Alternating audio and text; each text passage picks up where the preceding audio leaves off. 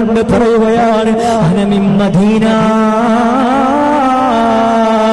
ഞാൻ മദീനയിൽ നിന്നാണ് കടന്നു വരുന്നതെന്ന് പറഞ്ഞാൽ പിന്നെ പ്രിയപ്പെട്ടവരെ ഫഖബ്ബലഹു വആനകഹു, ഉവൈസിനെ കെട്ടിപ്പിടിക്കുകയാ, ഉവൈസ് കണ്ണിലങ്ങ് ചുംബനം കൊടുക്കുകയാ.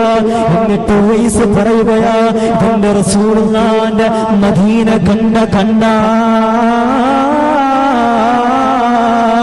എന്റെ ഹബീബായ നബി തങ്ങളെ മദീന കണ്ട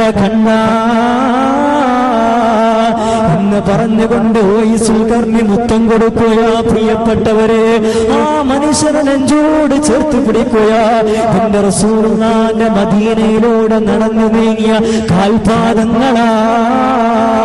ഇതെന്തൊരു പ്രണയമാണ്, ഇതെന്തൊരു ഇഷ്ടമാണ്, ഇതെന്തൊരു അനുരാഗമാണ്. ഇങ്ങനെ റസൂലുള്ളാഹിക്ക് വേണ്ടി ജീവിതം മുഴുവനും സമർപ്പിച്ചു പോയ സ്വഹാബാക്കളുടെ ചരിത്രത്തിന്റെ ഇന്നലകളിലൂടെ കടന്നു പോകുമ്പോൾ